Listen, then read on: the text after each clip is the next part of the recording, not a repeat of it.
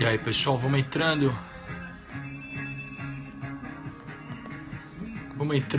Ô, Liz, tudo bem? Diretamente de Goiânia. E aí, pessoal, vamos acordar.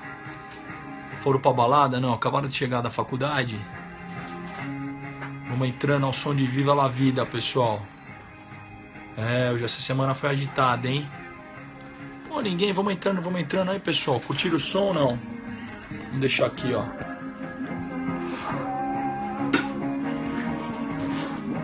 Poxa, tá todo mundo descansando, todo mundo foi pra balada. Pessoal, hoje nós íamos fazer um periscope aí de semana agitada, né? Antes da gente entrar no tema.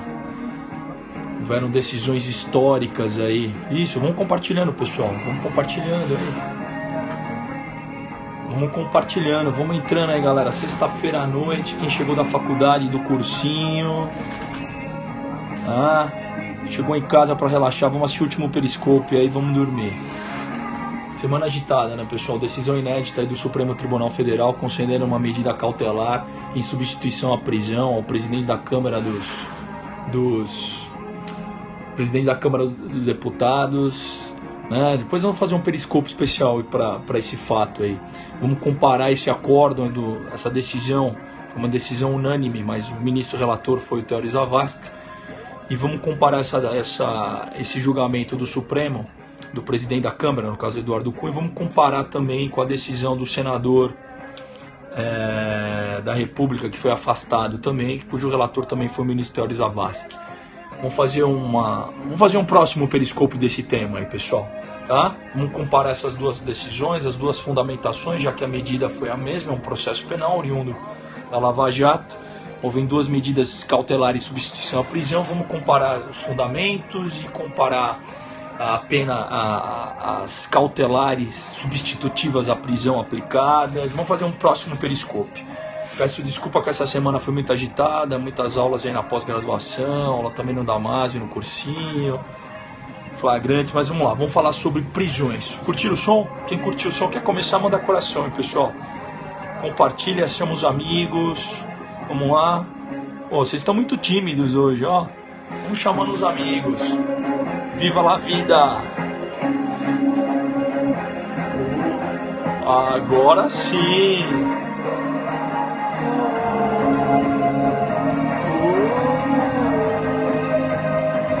Viva la vida, pessoal! Força nessa empreitada aí. É difícil, mas para quem vai prestar os concursos, Coldplay, isso aí, viva la vida!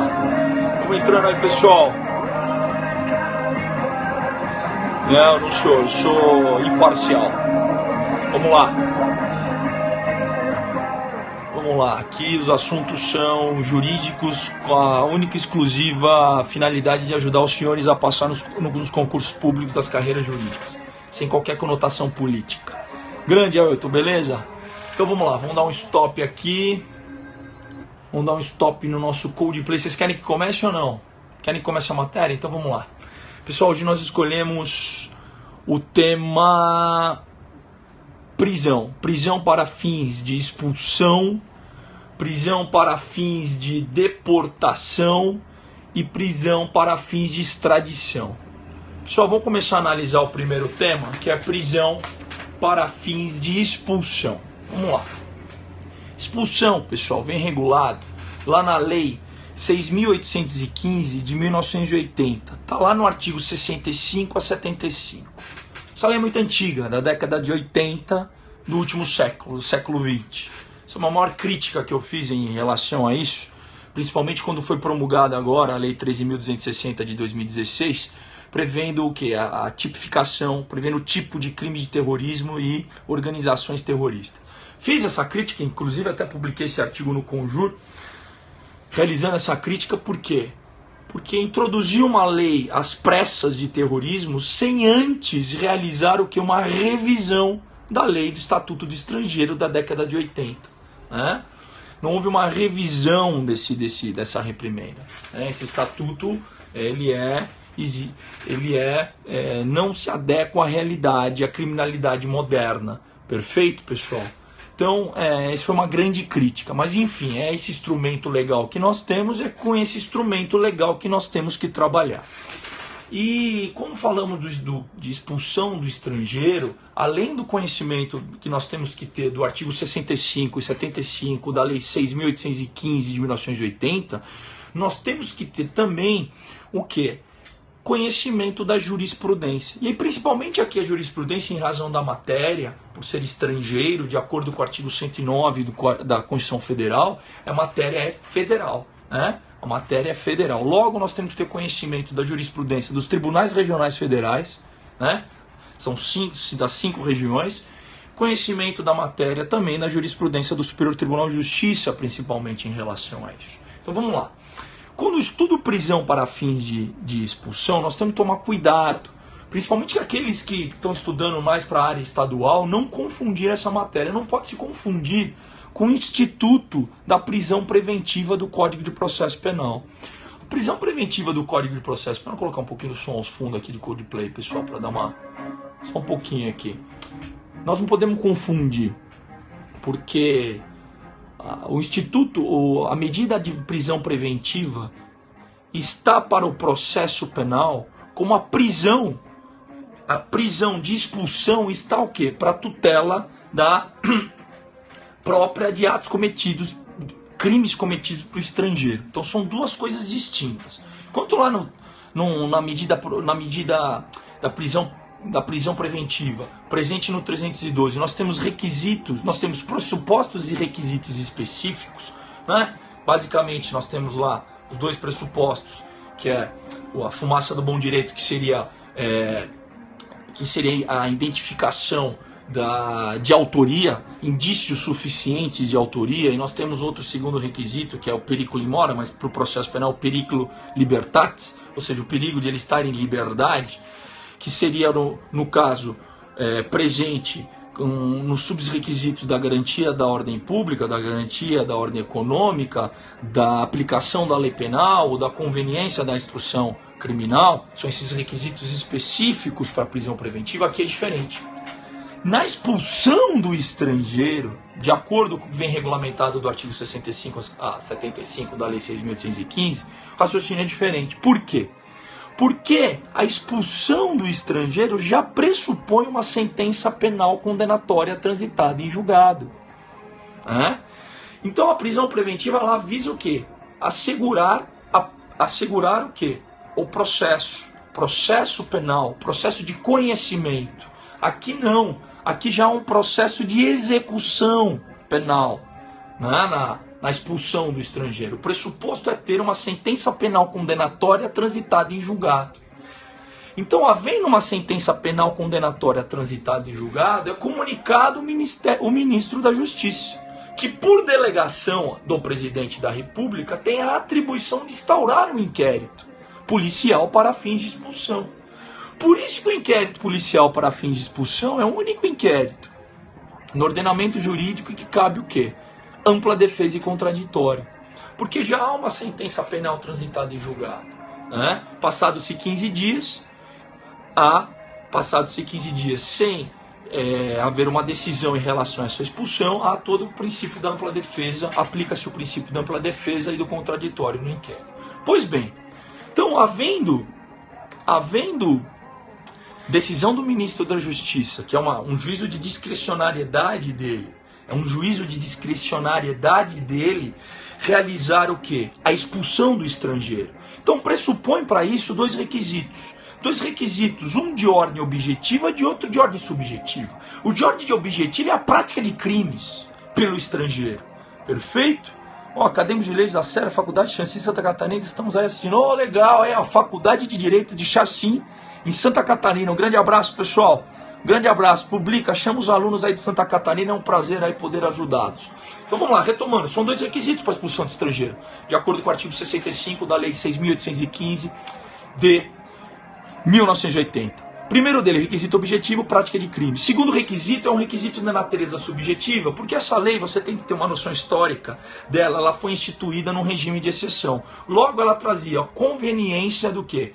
da conveniência, da tutela à segurança nacional, a da moralidade pública, ou seja, requisitos extremamente subjetivos. Hoje, de acordo com a Constituição Federal de 1980, nós temos que ficar com o requisito objetivo, que é o requisito da prática de crimes. Né? Uma vez praticado crimes esse pelo estrangeiro, havendo sentença penal transitada em julgado, o que acontece? O ministro da Justiça pede para instaurar um inquérito. Pede para instaurar um inquérito e há pedido de prisão. Para quê? Porque já que é o estrangeiro, ele deve expulsá-lo. Ele não deve cumprir pena aqui, ele deve ser expulso do território brasileiro por prática desses crimes. Então, logo, não há necessidade para decretar a prisão para fins de expulsão de estrangeiro dos requisitos do 312 do Código de Processo Penal. Jurisprudência tranquila do Tribunal Regional Federal em relação a isso. Jurisprudência tranquila do Superior Tribunal de Justiça em relação a isso. Um abraço aqui ao pessoal de Nassau, Recife. Grande abraço, pessoal. Convido o pessoal aí. Curte aí. Perfeito? Então, essa é a jurisprudência. Quem são meus alunos do Damásio? Eu até deixei um material de apoio para eles, né? E até fiz um pedido, viu, pessoal? Para ter mais uma nova aula aí para conseguir terminar essa matéria. Né? Perfeito? Então é isso. Prisão de expulsão, ela não exige os requisitos do 312 do Código de Processo Penal, porque lá sim é a prisão preventiva no aspecto do procedimento cognitivo penal. Aqui não é, aqui já há uma execução penal. Perfeito? São coisas distintas. São coisas distintas. Tranquilo? Entenderam a matéria?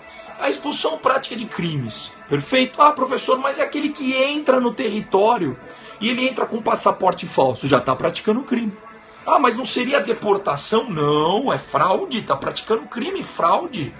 O corpo do delito é o passaporte. Então cabe também expulsão. Perfeito? Tranquilo? Vamos para deportação. Calma, não falei da deportação. Vamos para a segunda. Prisão para fins de deportação. Pessoal, deportação está previsto lá no artigo 57 a 64 da Lei 6.815 de 1980. Perfeito? O que é a deportação? A deportação, pessoal, é a entrada irregular no território nacional ou a estadia irregular no território nacional. Perfeito? Entrou de forma irregular ou permanece no território de forma irregular. Né? Em quais hipóteses, então? É instaurado inquérito? Como que é feito? Não, a deportação não necessita de instauração de inquérito policial. Boa noite, pessoal. Chama os amigos. A deportação não há necessidade de instauração de inquérito policial. Ela é feita de forma imediata já no quê? Na própria área de imigração. Uma vez identificado essa entrada irregular, no próprio aeroporto, né, ou no próprio porto, é identificado quem o transportou. E a empresa que o transportou, seja o transporte aéreo, seja o transporte terrestre, tem a obrigação de levá-lo de volta, de retornar com esse estrangeiro à origem do seu estado ou de onde partiu. Por quê? Porque pressupõe, e aí é uma obrigação da empresa que o transporta de forma terrestre, de forma fluvial, de forma aérea, checar os documentos. Se tem passaporte, se há, em determinado caso, exigências de visto. Né? E no caso, por exemplo, de um turista.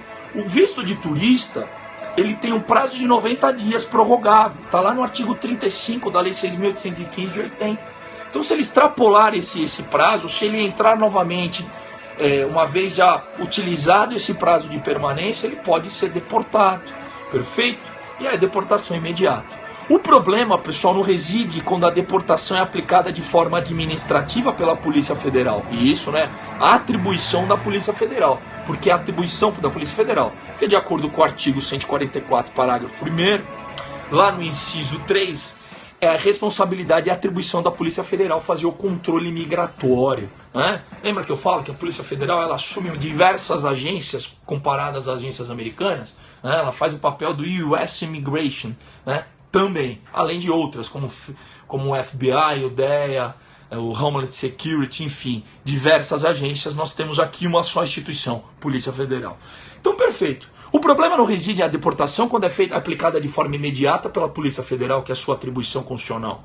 O problema reside quando não identifica a empresa que o transportou, seja aérea, fluvial ou terrestre. Esse é o problema. Esse é o problema. E aí vem a análise. É possível uma decretação para fins de deportação? É possível, mas aí sim eu preciso analisar os requisitos do 302 do Código de Processo Penal. Aí eu preciso analisar os requisitos, porque o estrangeiro em território nacional, de acordo com o artigo 5º, seja o estrangeiro permanente, seja o estrangeiro em trânsito, né, ele possui direitos e garantias. Perfeito? Ele possui direitos e garantias em relação a isso. E para realizar a prisão dele, aí analise-se os requisitos do 302. Perfeito? Perfeito. Ele é obrigado a pagar uma multa? Ele é obrigado a pagar uma multa. Se ele não pagar uma multa e sair do país, quando ele entrar, né, ele é proibido de entrar sem o pagamento dessa multa corrigida. Está lá na deportação nos seus artigos 57 a 64. Perfeito, pessoal? Alguma dúvida em relação à deportação? Vamos agora falar da extradição. Se tiver alguma dúvida, vocês passam. Pessoal, a extradição também vem regulado na Lei 6.815 de 1980. Está lá no artigo 76 a 94. Perfeito? Com base, analiso a extradição não só com base no artigo 76 a 94 da Lei 6.815 de 80, mas eu tenho que analisar também a extradição com base no artigo 7º do Código Penal. Perfeito? Eu preciso analisar, porque lá está o quê? Os princípios da competência extraterritorial. Então vamos lá. E para fim de extradição, como faz? Vamos lá. A análise aqui também é uma análise restritiva em relação à liberdade do indivíduo. Por que extradição? Porque a extradição pressupõe a prática de um crime do estrangeiro. Ele praticou um crime, não necessariamente no Brasil, mas no exterior, e empreendeu fuga para o Brasil. Prova é que, na maior parte dos casos de extradição, o nome dessa pessoa, do estrangeiro infrator, vem previsto aonde? Vem previsto até um cumprimento de mandato pela própria Interpol. Há um registro da prática de crime por estrangeiro, ele está sendo procurado e há um registro lá na Interpol, né? Pois existe o quê? Uma ordem legal de prisão, seja ela de natureza cautelar ou seja ela de natureza definitiva, né? E o Brasil, ele realiza essa prisão, né? Ele realiza essa prisão com base ou num acordo multilateral, num tratado internacional, qual prevê isso. E existem diversos, né, pessoal? A gente já falou de vários deles, aí se vocês quiserem eu posso repetir. Tratados internacionais de natureza persecutórias, né? Convenção de Viena de 88, tráfico ilícito de drogas, Convenção de Palermo, fala sobre o crime organizado, o primeiro protocolo de Palermo, do tráfico de armas, o segundo protocolo adicional a Palermo, os tráficos de migração, tráficos migratórios, o terceiro protocolo adicional da Convenção de Palermo, que fala sobre o tráfico de seres humanos, principalmente os hipossuficientes, mulheres, crianças, tratados de combate, prevenção e repressão ao financiamento de terrorismo, Convenção de Mérida, que fala sobre atos de corrupção, Convenção sobre transações, corrupção em transações internacionais, enfim, uma série de tratados de natureza persecutória que o Brasil faz parte, signatário, né? E se você estourou 6 meses, vamos supor que eu já respondo essa pergunta. E nós temos também acordos bilaterais, onde o Brasil trava esses acordos bilaterais com outros países. Nós temos com a Espanha, nós temos com Portugal, nós temos com o Reino Unido, nós temos com a França, nós temos com a China, nós temos acordos bilaterais com a Colômbia, nós temos acordos bilaterais com uma série de países, né? E aí também a troca do preso. Na hipótese de não haver acordos multilaterais, ou seja, tratados internacionais ou acordos bilaterais, o Brasil admite o quê? Um compromisso de reciprocidade, ou seja, nós não temos um acordo, mas para um caso parecido que houver um pedido de extradição no seu território, no estado estrangeiro, você também concorda em cumprir essa extradição. Então, já há um pedido da prática de um crime, já necessariamente uma fuga desse estrangeiro. Lógico, nesse caso é intuitivo que também aplica-se o 302 do Código de Processo Penal, mas de uma forma mais restritiva. Por quê? Porque já há a prática do crime. A praxe forense, a prática forense no Supremo Tribunal Federal, toda vez que há um pedido de extradição, pressupõe sempre um pedido cautelar para a prisão dessa extradição. E a competência do Supremo Tribunal Federal para realizar essa análise. Perfeito, pessoal? Tranquilo? Bom, alguma dúvida? O colega falou sobre os 6 meses. Extrapolado esses 6 meses, ele não pode retornar durante um ano. Você calcula em relação à deportação um período de 680 dias durante um ano. Perfeito? Ele só pode retornar num próximo período. Tranquilo? Tranquilo, pessoal? Alguma dúvida? E quem acessou também, até a gente pode dar uma palhinha sobre prisão preventiva. Quem acessou o meu Instagram teve uma decisão muito interessante, né, sobre a teoria dos decretos preventivos supervenientes à impetração do habeas corpus. Se vocês acompanharem o meu Instagram, ele fala sobre isso, né? Deixa eu colocar uma decisão aqui do Coldplay. Ele fala sobre isso. Essa teoria da superveniência dos decretos preventivos,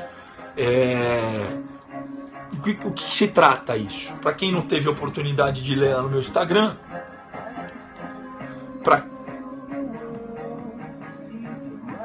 Rodrigo, legal, já conseguiu anular um processo de extradição? Perfeito. Vamos lá. O que é essa teoria da superveniência de decretos preventivos? Uma vez impetrado o habeas corpus, um decreto preventivo, geralmente num processo existem outras prisões preventivas. Se essas prisões preventivas tiverem um aspecto, a fundamentação parecida sobre fatos conexos ou fatos relacionados à investigação, esse habeas corpus que foi impetrado, ele pode ser analisado também para efeitos de decisão supervenientes. Isso geralmente aconteceu na Operação Satyagraha, né? E também agora em relação à Operação Lava Jato, quando houve a concessão de medidas cautelares de substituição à prisão a alguns investigados pertencente a determinadas construtoras. Perfeito, pessoal? Então é isso que a gente podia falar. Ninguém quer fazer uma pergunta, alguma dúvida? Nada? E as imunidades, hein? Quem foi meus alunos lá do Damásio? Professor, mas não tem uma imunidade aí? Ele pode responder sobre os mesmos fatos no Brasil e na Espanha? Se ele estiver aí com 2 investigações sobre os mesmos fatos. Não surgiu nenhuma dúvida? Eu vou fazer uma palhinha disso aí para vocês. 2 investigações sobre os mesmos fatos. Brasil e Espanha, Brasil e Alemanha, Brasil e França, Brasil e Reino Unido. E aí? Ele é punido no Reino Unido? É punido no Brasil também pelo mesmo fato? Não, existe uma imunidade a essa jurisdição. E essa imunidade é um direito universal do indivíduo em ser punido pelo fato praticado apenas uma vez. Isso é um direito e garantia universal. E os tratados internacionais de natureza garantista sob o ponto de vista da dignidade humana, está acima dos tratados persecutórios. Logo, ele responde pelo único fato, sendo no Brasil ou em outra jurisdição. Perfeito? Havendo tratado internacional ou não, ou acordo bilateral. Prova é que, na própria lei 6.815, que fala sobre a extradição, ele, além do requisito da dupla incriminação, ele traz também um requisito de impedimento. Não será extraditado pelos mesmos fatos se aqui processado e julgado, e se aqui apenado também. Salvo hipótese de quê? De compensação de penas. Perfeito? Ninguém fez essa pergunta, hein? Gostaram da matéria? Quem gostou, manda coração aí, pessoal. Já estudaram essa matéria ou não? Não? Quem gostou, manda coração, compartilha. Foi um prazer, pessoal. Viva la vida! Não seria detração, tá? O termo técnico não seria esse, pessoal. Existe sim uma compensação. Se você analisar jurisprudência do Supremo Tribunal Federal, seria uma compensação. Por quê? Porque a detração, ela bate a pena de natureza cautelar no processo na fase de execução. Aqui não. Aqui existe 2 penas já transitadas em julgados. Por isso não há de se falar em matéria internacional de extradição e detração, e sim compensação de penas. Abate a pena. Perfeito, Rodrigo? Grande abraço. Até a próxima. Vamos tentar na próxima falar sobre medidas cautelares, tá? Substituição à prisão, analisando a decisão do Supremo em relação ao Cunha e em relação ao senador, para ver se há uma coerência em relação a isso. Pessoal, até a próxima. Quem gostou, manda coração. Quem gostou, me segue. Foi um prazer estar com vocês. Beleza?